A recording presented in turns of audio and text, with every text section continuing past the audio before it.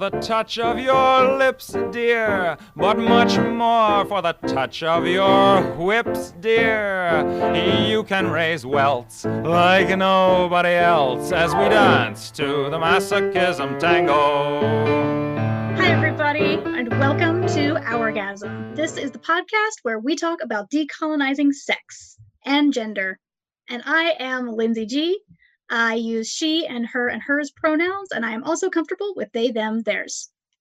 And I am Lenny Peppers, and I use she, her, hers pronouns. So this time on the podcast, we are really excited to welcome our first guest appearance. We're going to be talking specifically about comic books with a huge comic book nerd and one of our favorite humans, Charley Macorn. Yeah, I am super, super excited about this. Charley and I have been friends for a very long time.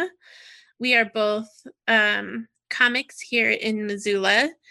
And Charley has written a lot of awesome comic books, including Linda and Strike Force Dracula. And I should also mention, shameless plug, that Charley and I also have a podcast together called Social Justice Weirdos. And we talk about social justice as weirdos, basically. And I'm going to go ahead and shameless plug as well. I have worked with Charley and am in the process of working on something new with Charley through my publishing company, Oneshi Press. I have published one of Charley's comics, Strike Force Dracula, and there is another one in the works that I am not able to talk about yet because it's not close enough to fruition and it's driving me crazy. But Strike Force Dracula is a short comic that pits vampires against aliens. And it appears in, I believe, the 5th anthology of comics that Oneshi Press published a few years back. And it is awesome.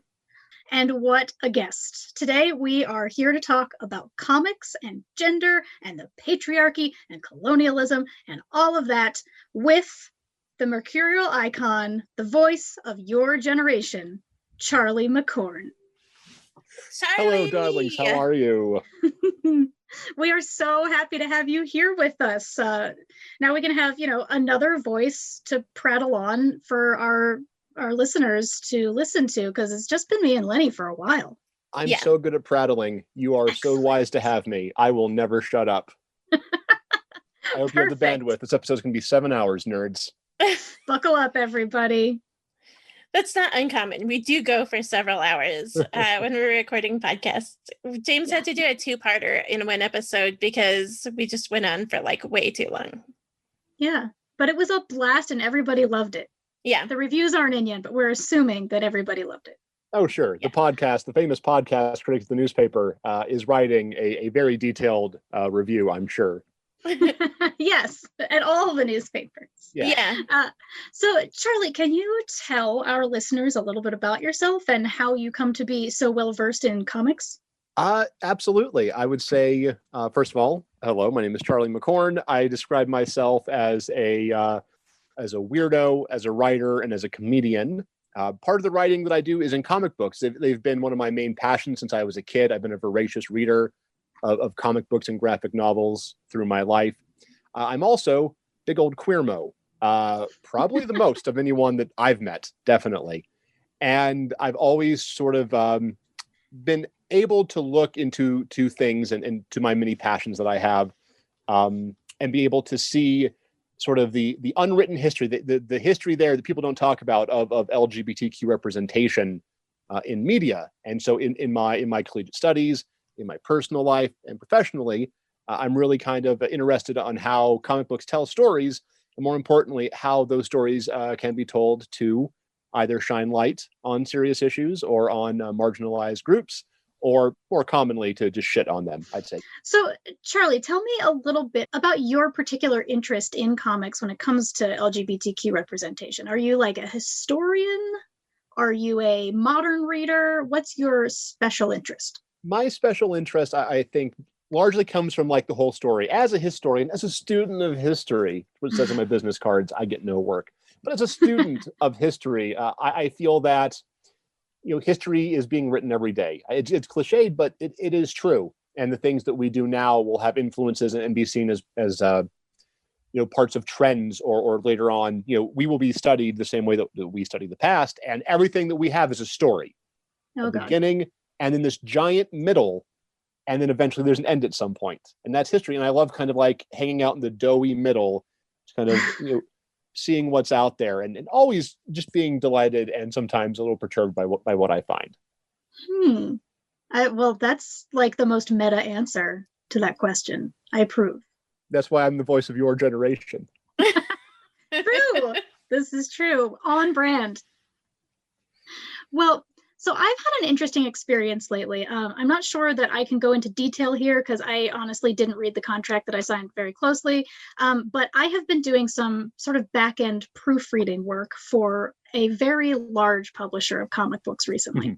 And most of what I end up proofreading is actually like when they do a collected edition of, like, say, golden era Superman comics. I wonder what company this is. That's interesting. I wonder what company could possibly be publishing. Totally didn't even think of that. I wonder. You know what? It's a mystery. Well, you know what? We'll bleep that out. We'll just bleep it. That is such an icon, really. He could stand in for any number of superheroes. Sure, maybe hired you to do some proofreading stories. I don't know. It's possible. You don't know what they're up to. Anyway, so I've been doing these proofreads, and I've been learning a lot more about much older comics, comics much older than I am. And I mean, obviously, in most of these collected editions, we're not really getting into gender issues per se, but just to fact check everything, I have been looking at so many covers from comics from, the 30s onward, and learning about the people who made them.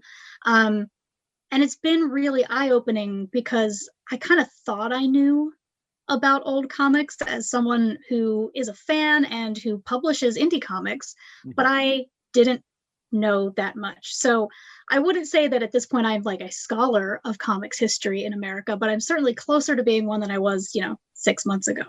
Are you familiar with olden timey? Am I ever? Yeah. So the first actual comic books that we know them were the reprints of daily strips from the newspapers. Well, we've got all of these strips, let's put them together and then sell them. And they became a huge hit.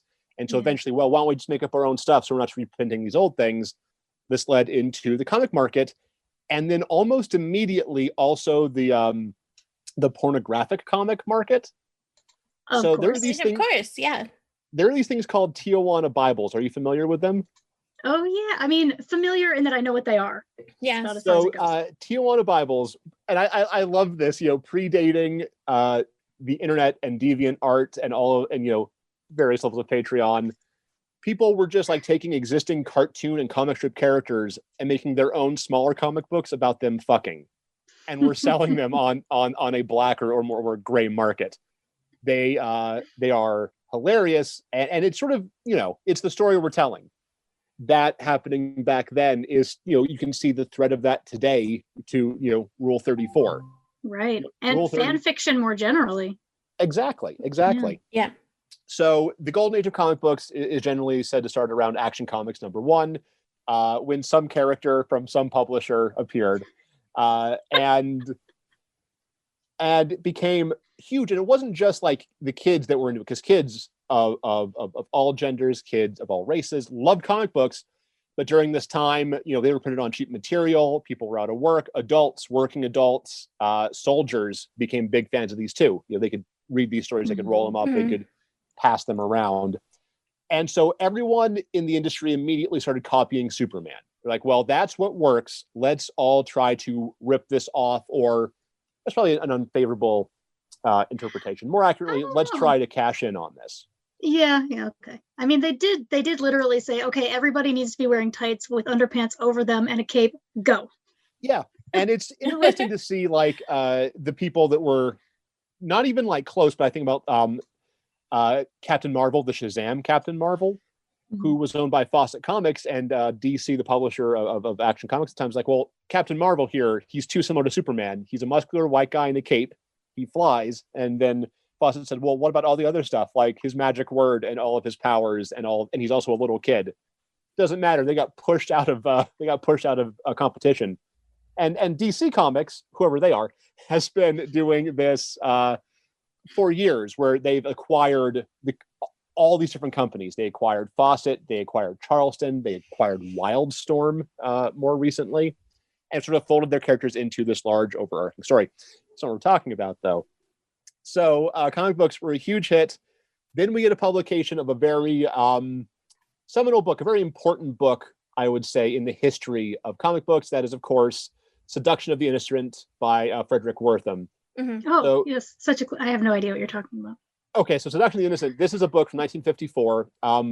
Wertham was a psychiatrist, and he wrote this book that said, hey, we were seeing a big spike in juvenile delinquency and homosexuality in this country.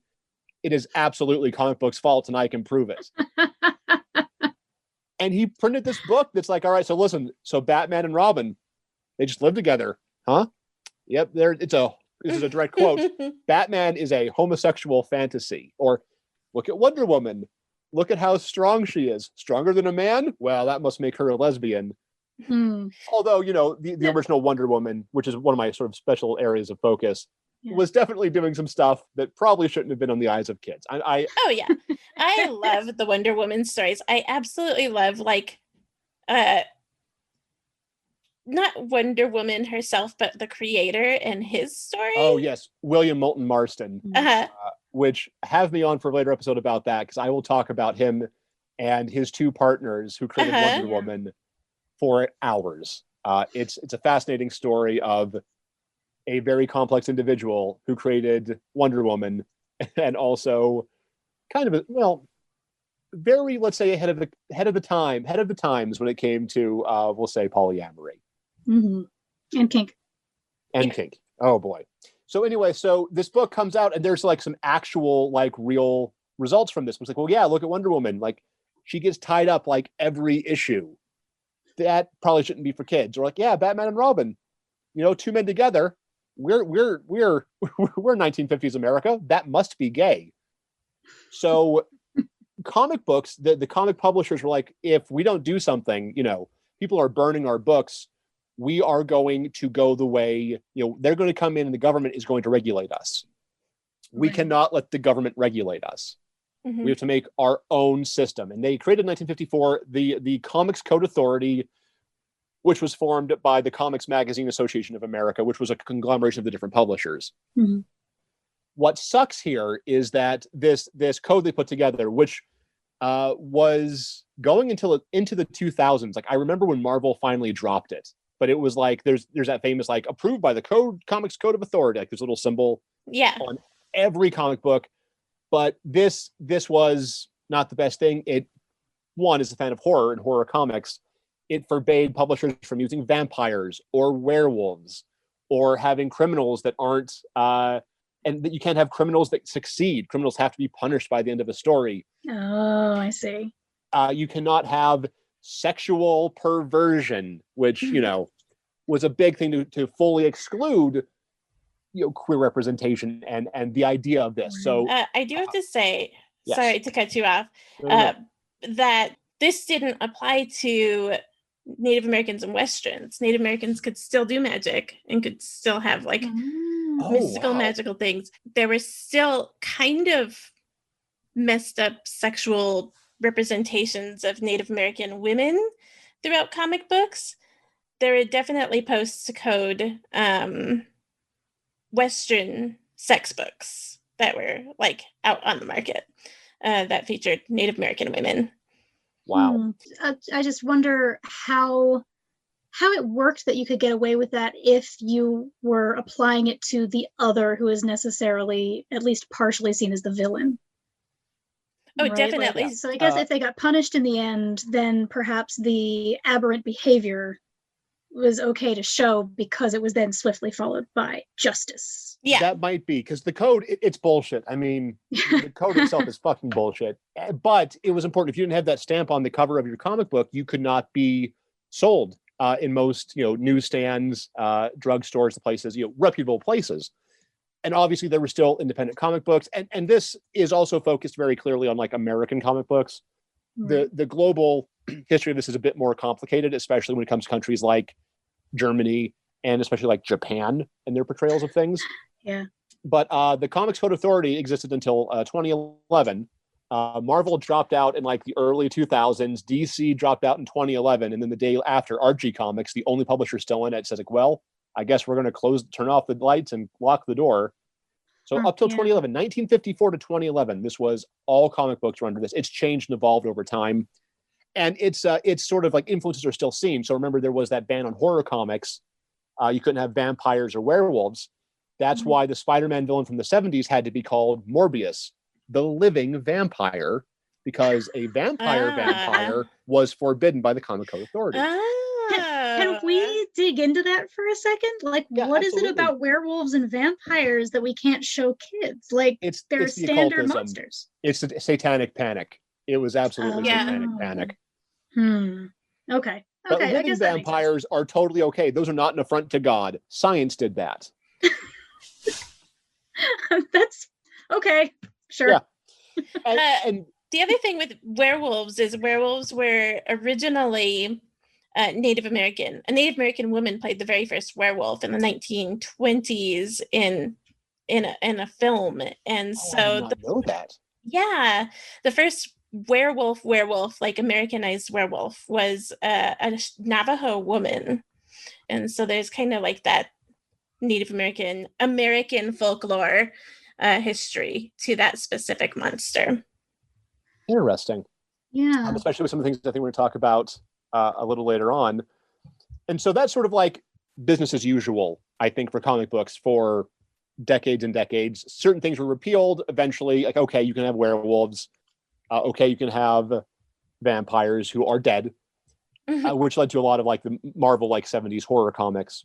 But also Marvel ran 3 issues of Amazing Spider-Man that was an anti-drug story that the Comics Code said, you can't publish this because you can't have drugs in your comic books. Stan Lee's like, you fucking idiots. That's probably not exactly. He's like, hey, you fucking true believers. And so they ran 3 issues of Amazing Spider-Man without the code, and they were a huge hit, which made the Comic Code go like, okay, fine, you can show drugs as long as it's negative. Do you know of any examples of comics that flouted the rules in sneaky ways that were like wild successes, like who were technically following the rules but were still able to tell salacious or dirty stories by technically following them? It's a line. Some publishers like EC, who only published like vampires and werewolves and crime and sex stories, blown out of business, like completely just shuttered almost overnight. Wow. Horror comics. So then, and here's where things get, a little sticky, because we say like comic books, and we're Americans, so we think superheroes because that's sort of the 500-pound horse in the fight in the comics industry. Yeah. But superheroes had a huge lull like in the post 50s, partially due to the Comic Code Authority. So it's like, all right, well, we're not doing superheroes. Let's do Westerns, which have their own sort of problems with representation and things going on there. Or let's do romance comic books, which have their own problems with the patriarchy and various things.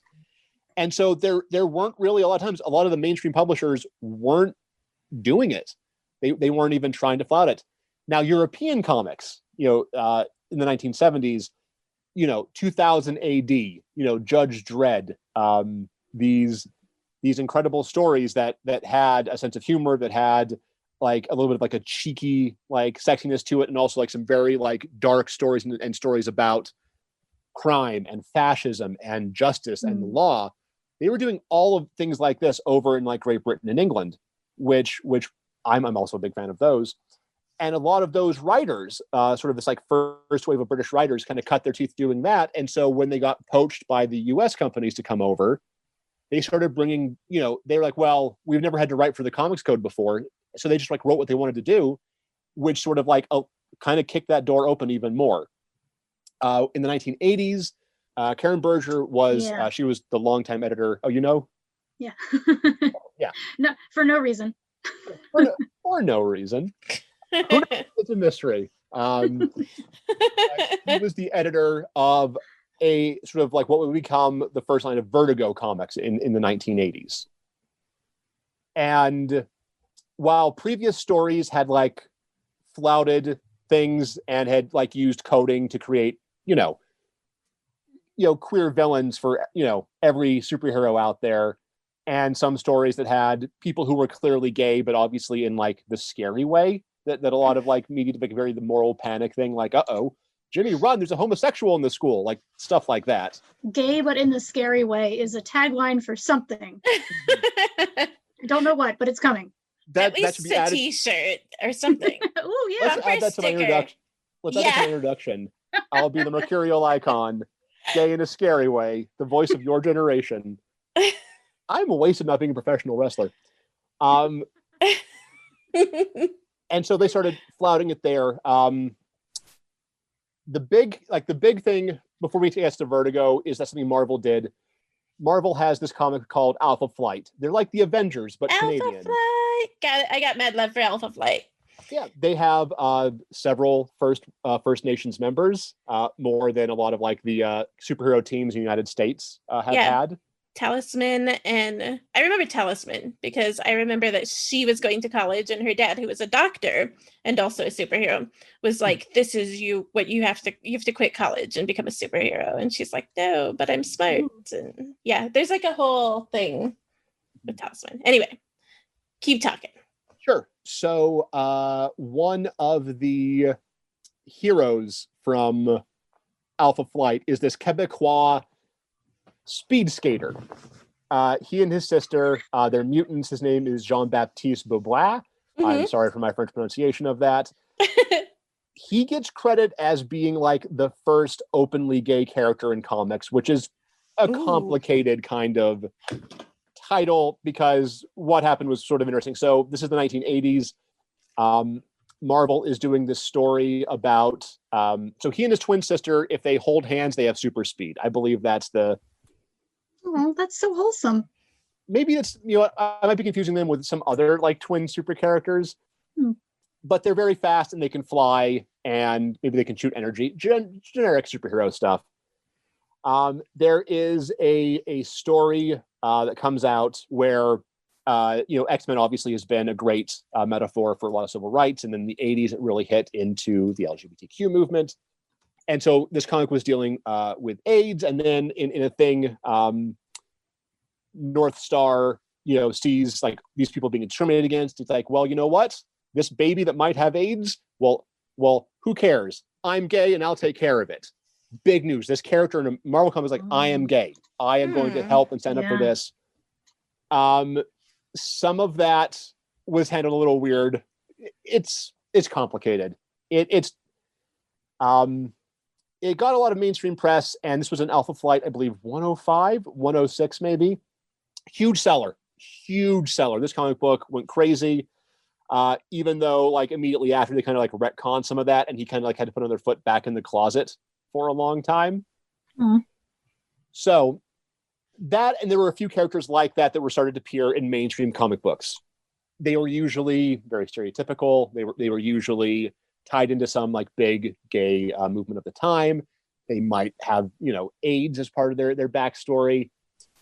So then we get Vertigo Comics.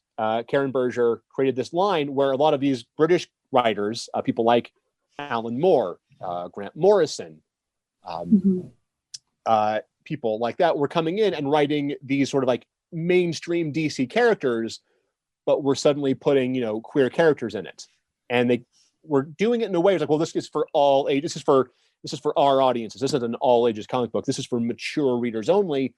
And, tragically, queer lives are often like kind of like rounded up and put into the ghetto of like mature readers. Like we don't get to exist, before we turn 18. Right. We don't get to deal with which sucks, which I think is bad and needs to be fixed.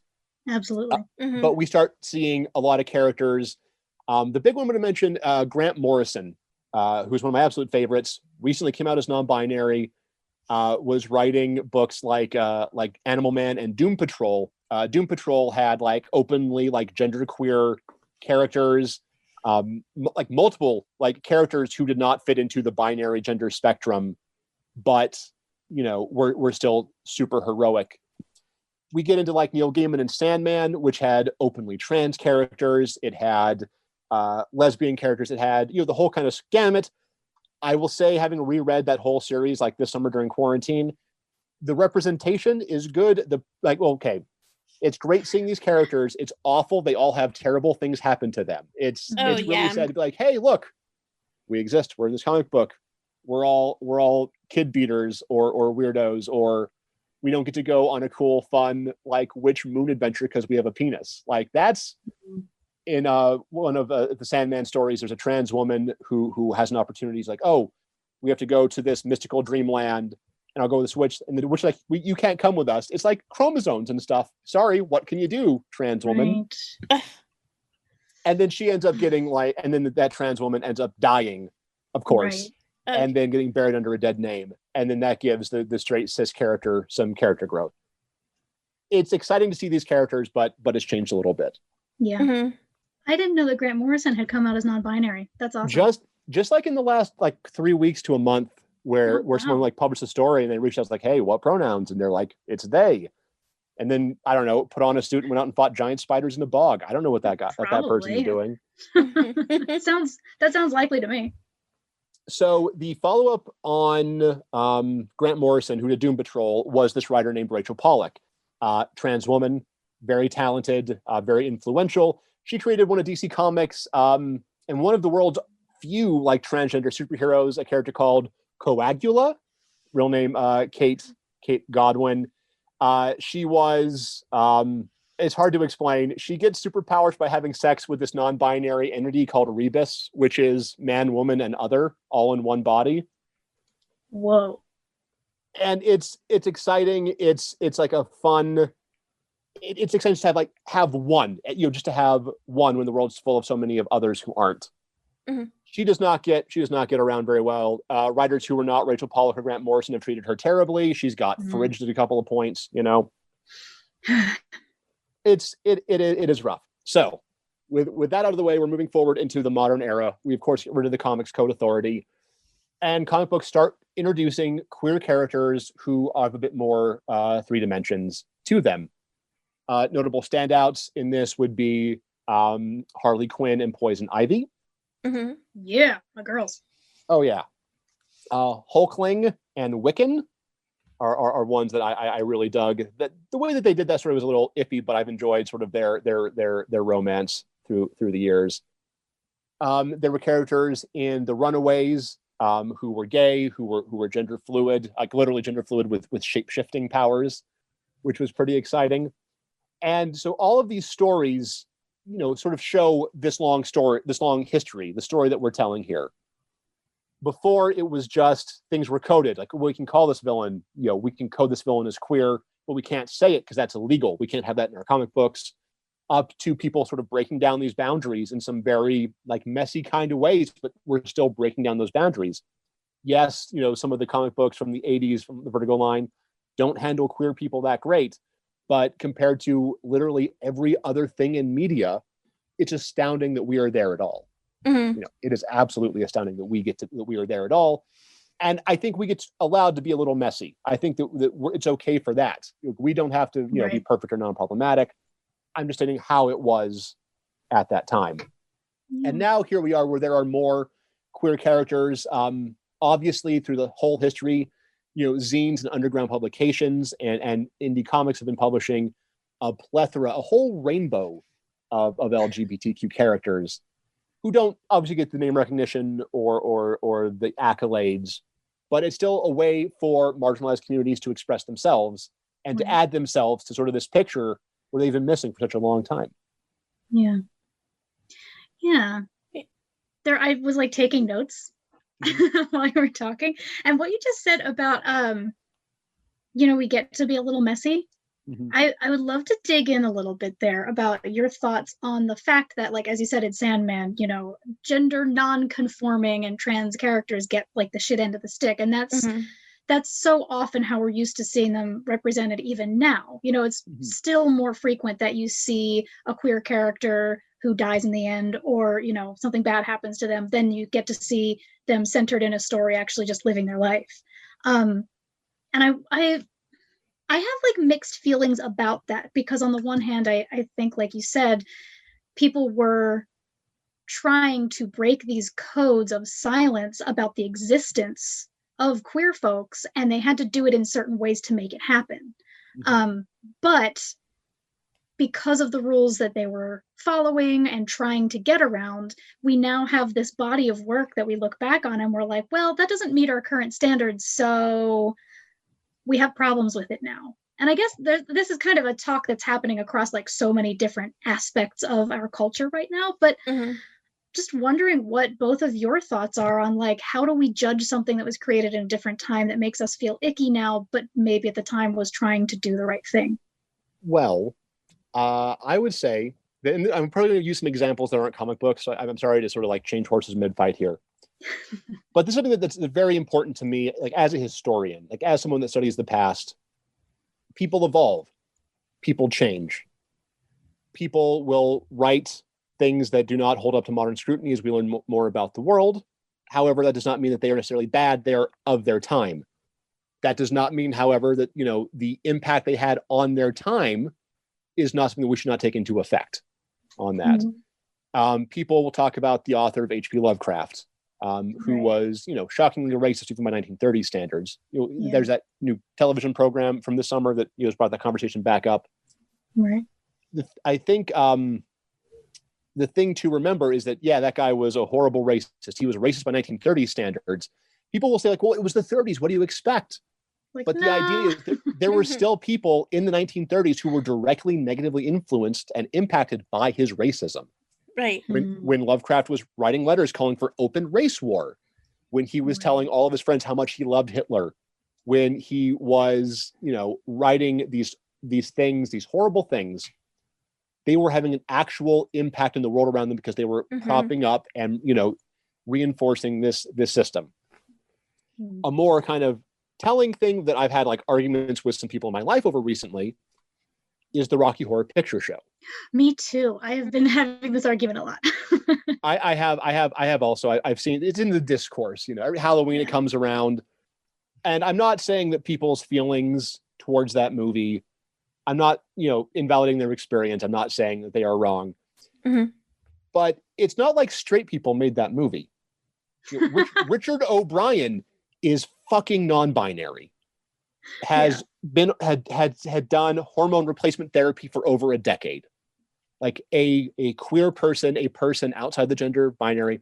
Not saying that person has not said some really shitty things about trans people. Not saying that movie itself is like perfect, but it was made by one of us. It was written by one of us. It was put on in the stages of London by queer performers. Some of them don't want to come out and talk about it, but we know who we're talking about. Straight people did not make that. And the fact that movie exists at all and only exists because a non-binary, a queer person wrote it, produced it, stars in it as riffraff, created this thing, this sensibility that is about otherization, is about the sexual revolution. Yeah, but it's a movie that was made, you know, almost 50 years ago at this point. Yeah. And is now sadly owned by Disney. Let's not talk about that. Yeah, Frankenfurter's a Disney princess finally, thank God. True. Well, and then, you know, Rocky Horror went on to be nurtured and continued by the queer community. You know, it came out very small, and only through the continued adoration of the queer community has it become what it is now as a cultural phenomenon. And so therefore, you know, we kept it in-house. We need to remember that all people are problematic. No person is perfect, quote unquote problematic. No person is quote unquote perfect. We all make mistakes. We all say things that we all say stupid things. We all believe and do things that are probably against the larger popular consensus. But the idea of banning or stopping a piece of media, especially like Rocky, that yes has its problems, but yeah, of course, it's from 50 fucking years ago. We have evolved. It does not make it transphobic. Shrek the musical, which you can watch on Netflix, is 100 times more transphobic than the Rocky Horror Picture Show is. And that's frustrating to me. And it's right. You know, I'm a problematic person. I create queer art. I know that in 10, 5, 10, 20 years, if anyone's looking back at any of the weird shit I do, I know there are going to be some things to be like, oh, wow, I can't believe she did that. I can't believe that was, something that was done. We have to understand that we evolve. People change. We change our mind. We change what we believe in. Like, look at the comics code, sort of circle us back around to it. Yeah. We built a whole system of censorship to avoid government interference. And that changed the way that they told stories. And like, when a similar thing happened in Hollywood with the Hays Code, what that did for film was, if you wanted to have homosexuality, if you wanted to have violence, you wanted to have like these things that were forbidden, you could have them, but you had to be smart about how you told it. Right. I just watched, and sorry, this is going to be all over the place. I saw a great movie from the 40s. It's called the 30s, 40s. It's called The Seventh Victim. It's part of the series on queer horror that I'm watching. And it's about, it's kind of a very noir, like, a woman's sister is missing. Maybe she was part of this cult. The sister goes to investigate the cult, and she meets the cult members, who are all very mysterious.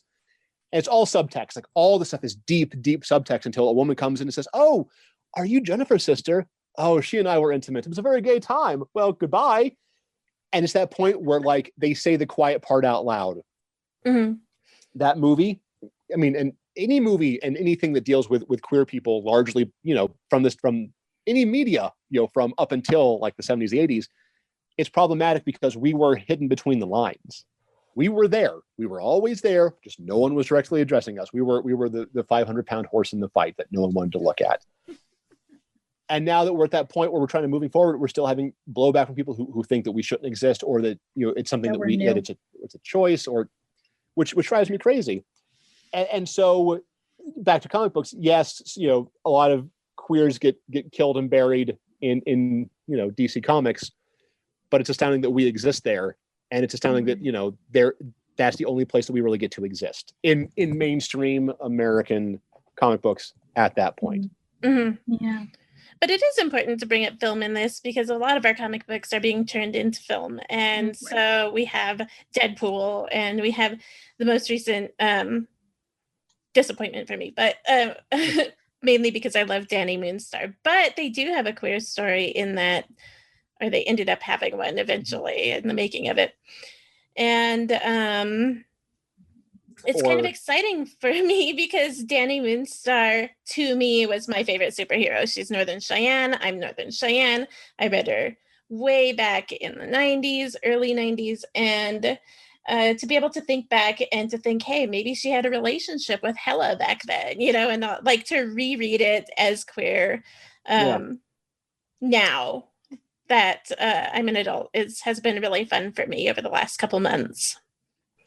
Yeah, I still have not seen that movie. I'm glad for representation, especially because a lot of these big movies are again, it's like the Comico days. The queer people are there, but between the lines. Right. Do you remember when Deadpool came out and there was the scene of him getting pegged? Mm-hmm. People lost their damn minds about that. It was a huge deal, both for queer folks and kinky folks who are into pegging, and for people who aren't, because it was just so revolutionary to think that this sex act might be mentioned in a Marvel movie. And then there were a bunch of us that were like, okay, it's Deadpool, like, whatever. But I just remember that one scene where he even then decides that he doesn't like it, which is, quite hetero of him. It still made huge waves. Absolutely. I think about, and then, spoiler alerts for the last Avengers movie.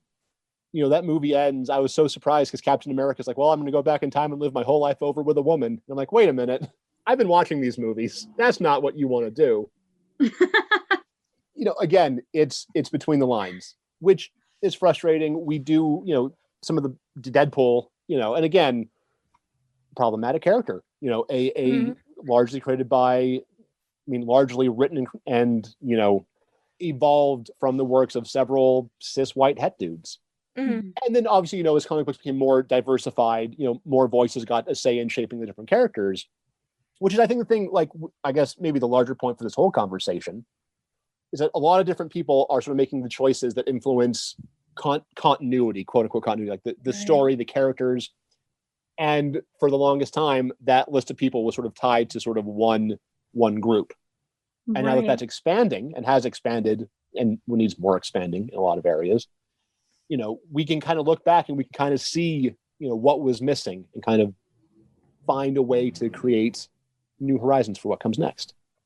Yeah, and that really is something that's it's not only specific to comics, but so far in the evolution of comic books, they have really exemplified the idea that each individual character that is being developed is actually the work of many people. Yes. At any given point, you have a writer, a penciler, a colorist, an inker, a letterer, all involved, and that's kind of a minimum of the people that you have working on any one image in a comic book. And then when you sort of extrapolate that to look at all the people who have affected the evolution of every major comic book character, there's legions. And so it really is kind of like a cultural process of watching comics and the characters that they create evolve over time. Yeah, I like the shared storytelling. I like the soap opera-ness of it. I don't read a lot of mainstream comic books these days. I still read some smaller titles, some indie stuff, and some creator-owned things that I like. I can't remember the last one that I bought a comic book that wasn't written by a friend of mine. Same. Yeah, but it is interesting to recognize that so much of the world of comic books lives inside the heads of the fans. The Fantastic Four need a lawyer. They go to Daredevil. That's that shared universe, that shared continuity. And in our minds, we make all those other connections. And then eventually, the Jenga tower gets too high. And, our suspension of disbelief, will break. But so much of it is living inside of our heads. And the purposeful exclusion of queer people and the racist depictions of people of color have influenced what's living inside people's heads. Right. The world in their heads does not include queer people because Spider-Man doesn't know anyone that is gay. The world of Batman, cannot, might be a quote unquote homosexual fantasy, but no, he's got all these girlfriends and all of these things. So don't worry about it. I should mention the way that they got around the gay thing for Batman is they introduced Robin's Aunt Harriet that came to live at Wayne Manor with them. Oh yeah, we're living. I knew that. Yeah, so now it's well, it's not just two men and their butler. It's two men, their butler, and this old woman who's hanging around. The straightest thing anyone's ever created. Oh, that's great. And that's sort of where we're at. I know I skipped over a lot of things. I know there's gonna be a lot of things I'm going to regret, not mentioning specifically, but we're at a point where we're seeing a mass exodus from the closet of trans and gender nonconforming people. I think sexuality is sort of at that point where people recognize that it's not as set in stone as they thought it might have been. And so as the world evolves and as the new stories get to be told, who tells those stories is going to influence what lives inside people's heads. And this industry that I love and I love studying is going to continue to evolve. And I hopefully will be able, in my own small way, to be a small part of that evolution in the work that I do. But that's the dream. That's what it is. Just hoping that you do something that makes it better for whoever comes next. Right. Oh, that's lovely. Yeah. I want to talk briefly about the codes, right? The codes that pop culture lived under for years. There's one in film, there's one in comics, there was one in porn, which, nobody really followed it because there's not really regulatory bodies in porn, but there is one. And it's, just as homophobic and racist and sexist as everything else. But the idea that, and again, it's the same as the comics code in porn. I just happen to know the most about the porn code because, that's my whole thing. What is the porn? Does it have a cool name like the Hays Code? It's named after the guy who made it, and I just can't remember what his name was now. I think it was instituted in 2000, 2001 when George W. Bush was elected. And they were like, oh, the Republicans are coming for us. We better not do any of these, 20 things. And it was all written by people who probably looked very similar to the people who wrote the comics code. which is to say, you know, don't do stuff with people who aren't white. Mm-hmm. That's scary to people. You know, don't do any of these lists of things that could come across as kind of gay. And you know, and it all comes down, is all handed down to us through the patriarchy, as this list of things that are acceptable and unacceptable. And it's funny because, especially I feel like with comics, the comics industry literally for a long time saw their audience as pretty much exclusively children, because it was silly stories. Nobody could possibly take this seriously, so it was marketed to children. So they thought that they were keeping the children safe by instituting these codes of behavior.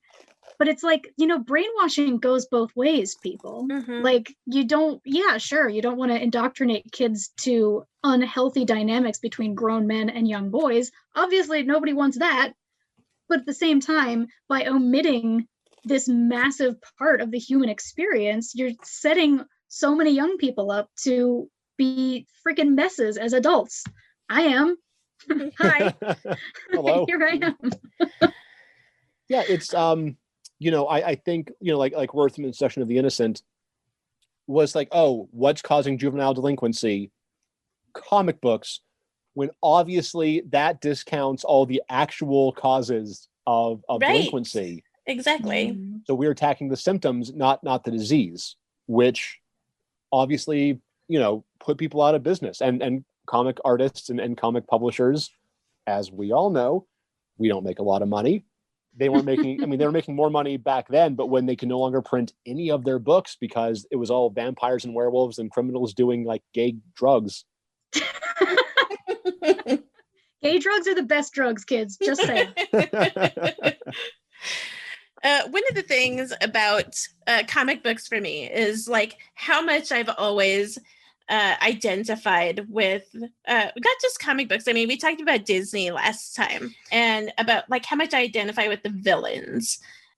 It wasn't until like this week when I was kind of looking up stuff for this episode where I came to the realization that super villains are also kind of Coded as queer.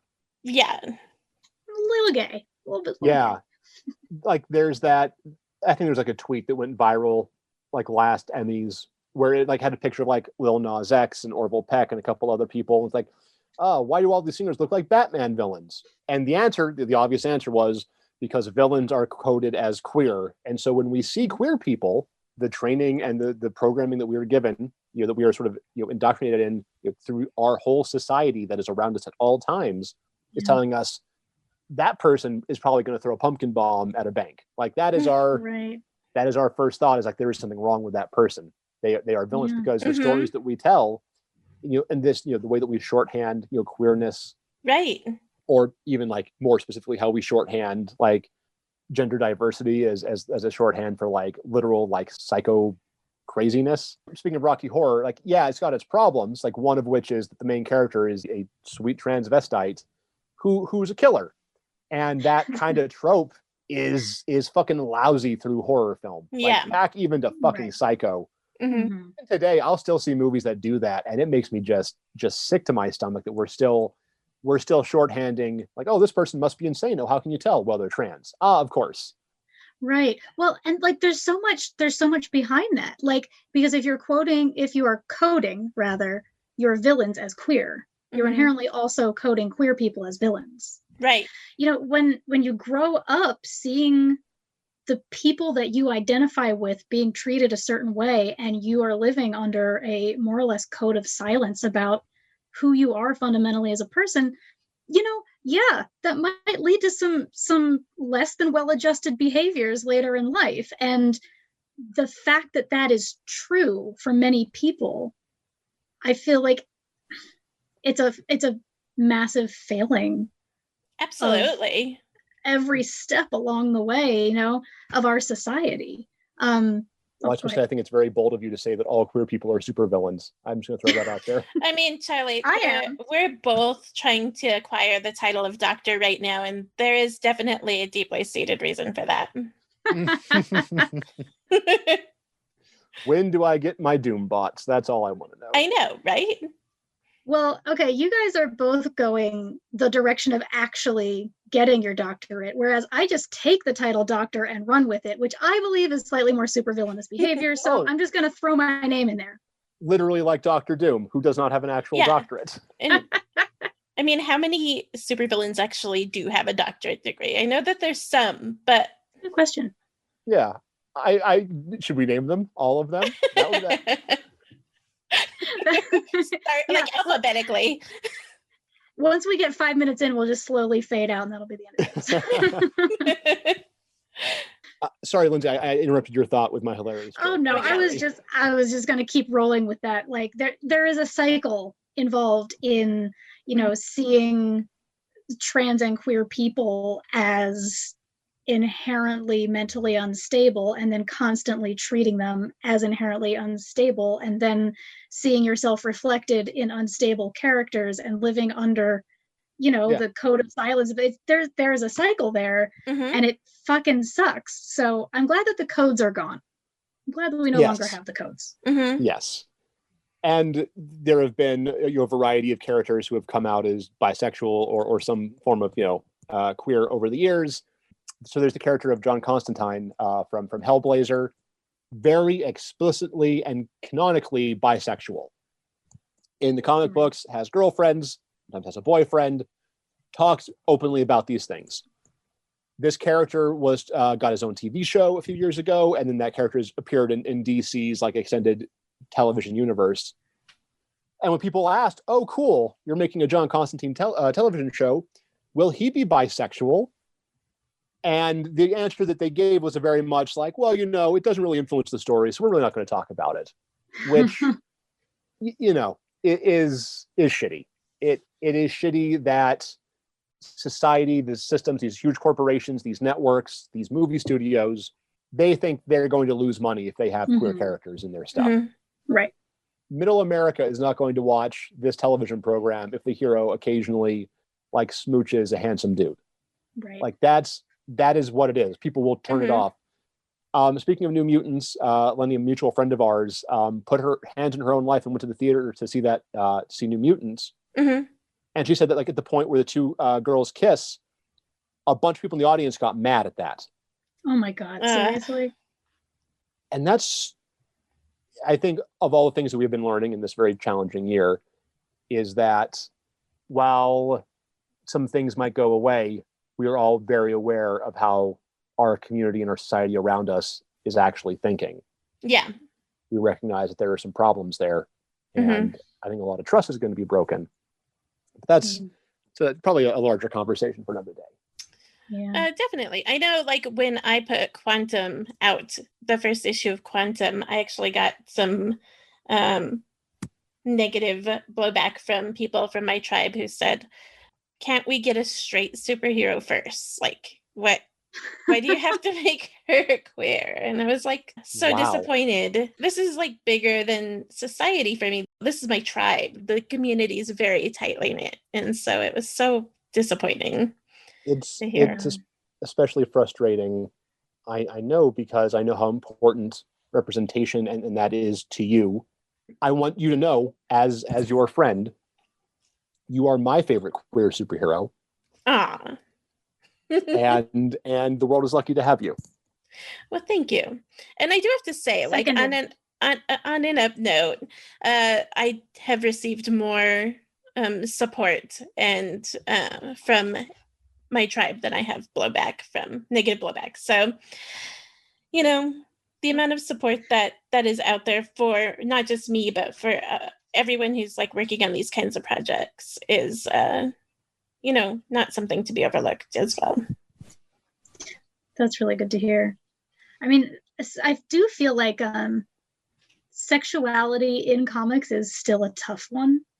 Whether it's, overt depictions in a comic that isn't necessarily described as a sexy comic or an erotica comic book, it's already shaky territory because people are just kind of afraid of seeing depictions of sexuality generally. And then when you narrow it down a bit so that it's not necessarily straight sexuality, particularly happening between hopefully two white people, people get freaked out. They get easily scared off. As I've been learning with my comic Tracy Queen for the past, like 10 years since I started writing it and have been trying to show it to people.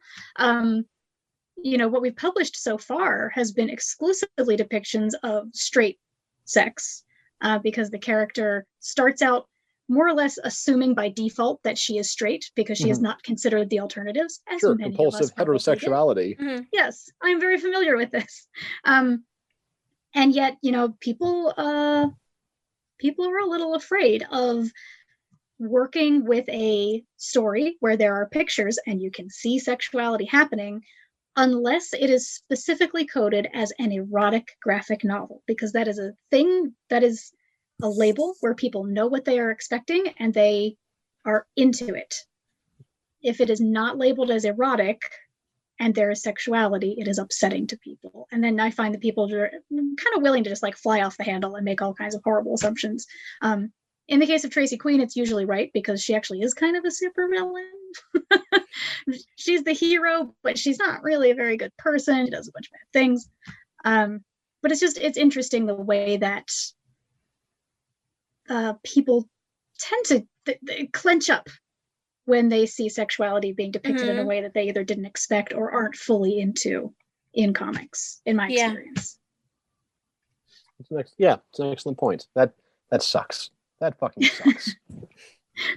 Again, like in the 80s, our stories have to exist still in the mature readers, the erotic, the area. We exist outside of polite society because polite society doesn't believe that we exist in it. Yeah. And I say thank you all the time. I'm very polite.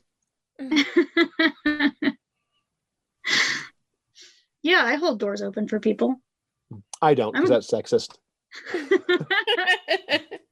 Can I say one thing that kind of just popped into my head, and is something that I think about a lot when I am looking at and working on comics? During the entire time that the code was in effect, comics were written primarily for straight white male audiences, right? Often for kids. And they were like just totally and utterly objectifying the idealized male form. Like you're staring at like pecs all the time. And when you get into like, sometimes I just look at comic book poses and I think like, wow, you're really getting like a super close up of like so-and-so's junk in those underpants and like, leggings or whatever they're wearing. Like it is, so many comics spend so much time really like ogling the male form, and you start to wonder like, is that on purpose?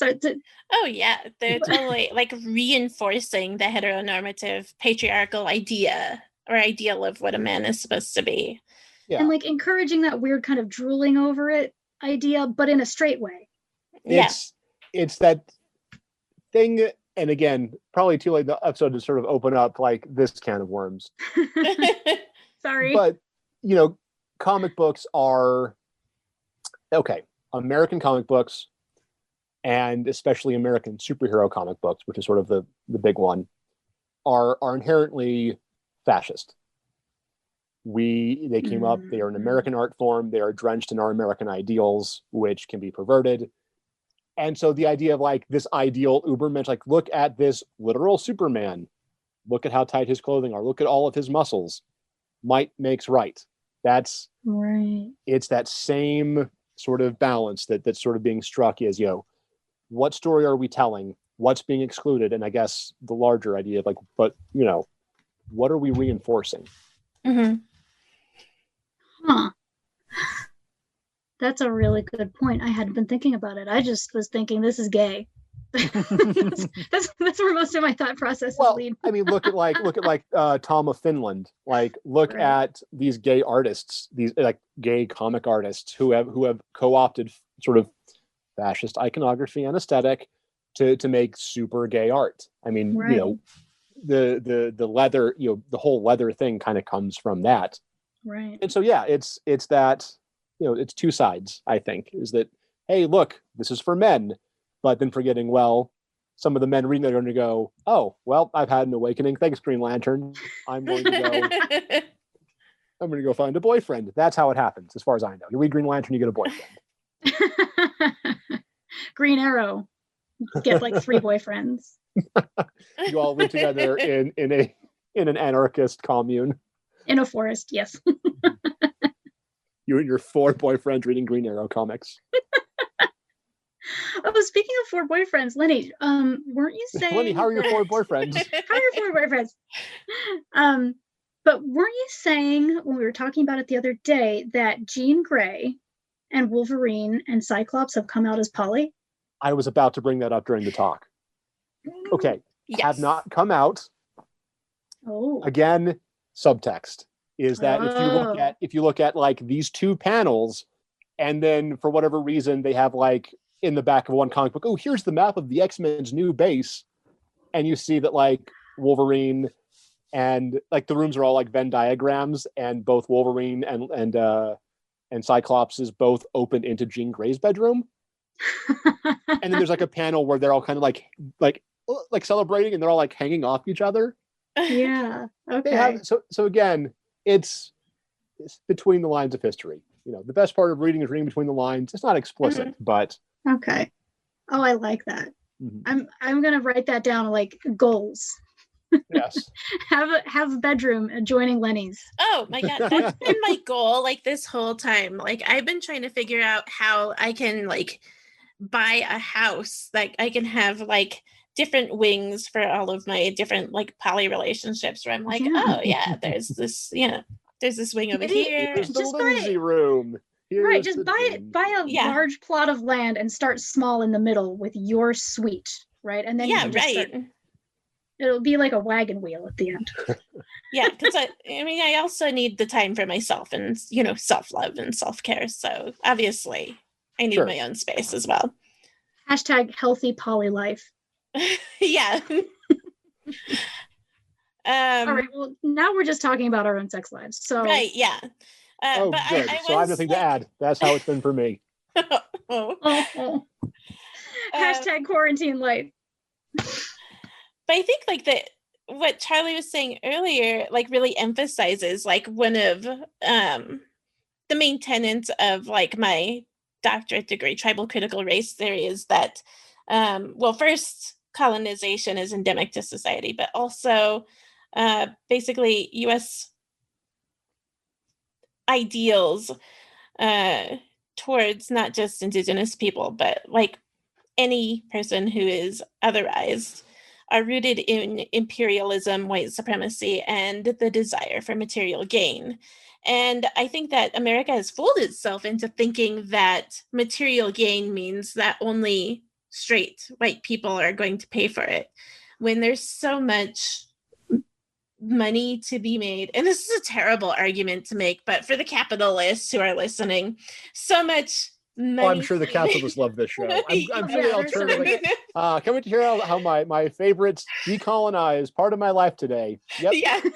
I'm gonna make $1 billion while I sit here listening to Lynsey and Lenny. Yeah. Hey, capitalists, welcome. Yeah. Send us money. Yeah. Free market, invisible hand. Thank you. Trickle your money down to us, please. Thank you. But there's millions of people out there. There's millions of indigenous people out there. There's millions of gay people out there who want to see ourselves reflected and will pay to see it, is what I'm saying. Absolutely. Yeah. I've absolutely gone to films, bought books, read comics, because I wanted to see something that reflected more accurately to my life. And when I didn't find it, I started writing my own comic books. Exactly. Yes. Yeah. We're not we do tend to be on the poor end of the spectrum, but that just means that we're more careful with where we put our consumer dollars. So I would say we're way more punk rock, and you want to support punk rock things. Mm-hmm. And if you don't, why are you listening to this podcast? Yeah, no one here is going to ever sell out. We will never be in a position where they will ask us to sell out. Whoa. I'm sorry. Whoa. Let's not go that far. I would love to be in a position where I'm being asked to sell out. As long as I have the ability to make the right decision. Yeah. And you know what? I know me. I would probably sell it in a heartbeat. I would just turn my back on my punk rock roots just immediately. Just like, nah, sorry, plebes. I'm part of the upper class now. Yeah. Here I am living in my mansion, my big poly mansion out here in the woods, forgetting about all of the. But I'm still all the little alone because there's still a quarantine. I'm sorry, I can't hear the sound of my community over the sound of my many Pomeranians yapping at me.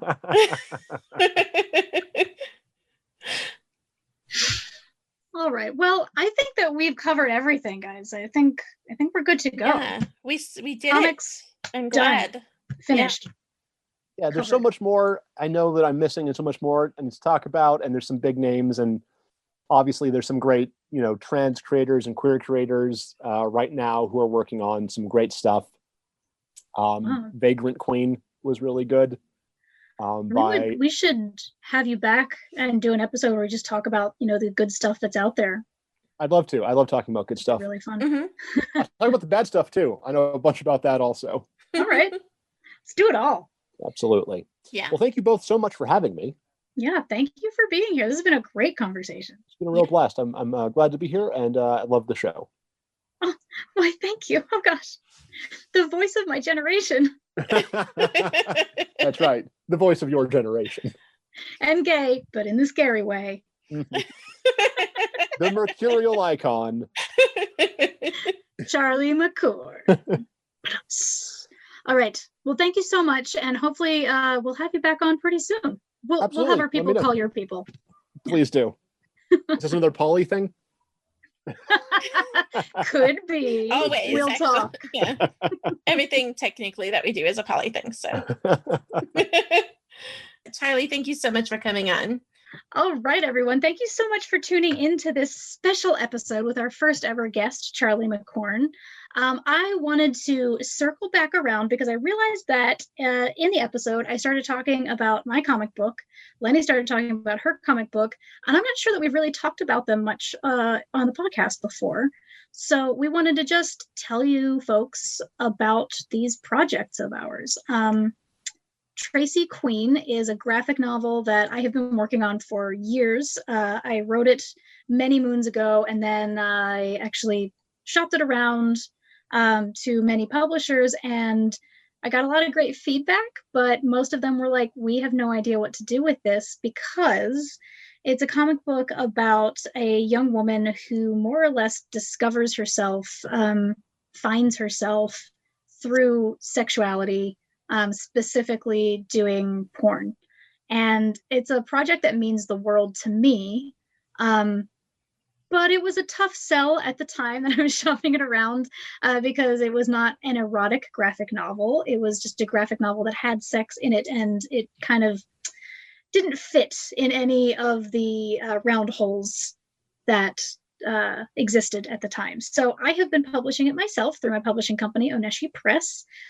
Issues 1 and 2 are both out in the world, and we are working on issue 3 right now. It is a totally gonzo, wildly out there story that involves lots of sex, obviously.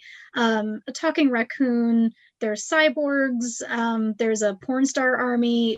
It gets pretty wild. In a lot of weird ways, Tracy Queen is kind of really like my opus on not so much the porn industry itself, but how the outside world sees the porn industry. Which is, through this sort of like funhouse mirror angle. Yeah. So I made the story as wild and crazy as people often seem to think the porn industry is.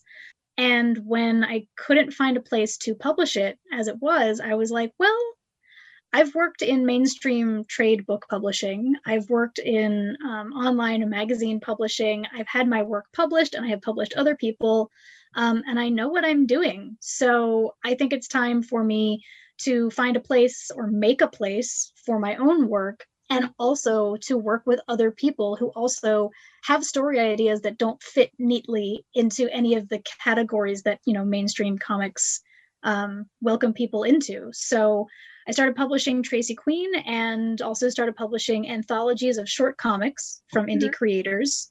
And that is where I have worked with Charley and Lenny, both as comics creators. So hopefully the goal is, by making our own stuff and putting it out in the world and giving it, the chance to shine, we are doing what Charley was talking about by like making the media landscape more welcoming for people like us in the future. Yeah, totally. You also work with me on my comic book, Quantum. Yeah. Okay, so ever since I was a kid, I wanted to write a comic book. And I wanted to be a comic. Basically, I went through a midlife crisis and I did all of the things that I wanted to do when I was a kid. But I didn't actually know that I could until I met you and saw that you were writing like these amazing comics. And then I met you again at a poetry reading where your table was set up for Oneshi. And I was like, well, apparently you can just do it.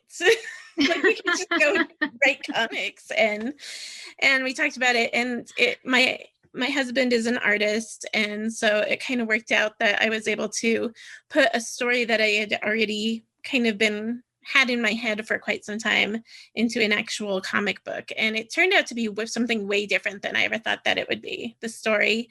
But it stars Melanie Highwater, who becomes Quantum. She hasn't yet, but she will eventually. She's on her way. She's on her way. And her sister goes missing. And so we kind of address some Native issues, including murdered and missing Indigenous women. Melanie is queer. We have a sex scene in the very first issue, which again, we have like that. It's not an erotic comic book. It's a comic book with sex in it. We have... we address race in this, and we address a bunch of other issues for Quantum as we move through her story of her trying to find her sister, and an awesome government conspiracy theory. That's awesome. We should do an episode on government conspiracy theories. We've got to figure out how we can tie that into the decolonizing sex idea, but I'm sure it's in there. There's got to be one, right? There's an angle. We just have to find it. Like uncover one. Ooh, yes. And then it can become its own conspiracy. Yeah. Yes. Okay. I'm into it. Well, yeah, I am really, really honored to be working on publishing Quantum with you. This is exactly the kind of stories that I have been wanting to help put out into the world since we started this publishing company. And I am so gratified that it not only, existed in your brain and that I am able to be a part of bringing it to the world, but also that I got to meet you more or less through it. I know. Me too. All of that. Comics bring people together. Yeah. Also, I wanted to mention that we should probably call this episode Comics on Comics because both Charley and Lenny are stand-up comedians. Who are like big deals in the Missoula and Montana and more generally like comedy scene. And we're talking about comics. So huge deals. All right. Well, folks, that about wraps it up for this time. Thank you so much for being here with us. We are going to be back for our next episode talking about marriage. It is a huge topic and something that really, really, really ties into the things that we like to talk about, which are colonialism, oppression, and LGBTQ issues. So you can find out more information at tracyqueen.com, and you can also find the books themselves on sale at oneshipress.com. Yeah, and that is it for this episode. I am Lenny Peppers. And I'm Lynsey G. And this has been Hourgasm. Let our love be a flame, not an ember. Say it's me that you want to dismember. Blacken my eye, set fire to my tie as we dance to the masochism tango. At your command, before you here I stand. My heart is in my hand. Ugh, it's here that I must be. My heart entreats, just hear those savage beats, and go put on your cleats and come and trample me. Your heart is hard as stone or mahogany, that's why I'm in such exquisite agony. My soul is on fire, it's aflame with desire, which is why I perspire when we tango. You caught my nose in your left castanet, love. I can feel the pain yet, love, every time I hear drums. And I envy the rose that you held in your teeth, love, with the thorns underneath, love, sticking into your gums. Your eyes cast a spell that bewitches. The last time I needed 20 stitches to sew up the gash that you made with your lash as we danced to the masochism tango. Bash in my brain and make me scream with pain, then kick me once again and say we'll never part. I know too well I'm underneath your spell, so darling, if you smell something burning, it's my heart. Excuse me. Take your cigarette from its holder and burn your initials in my shoulder. Fracture my spine and swear that you're mine as we dance to the masochism tango.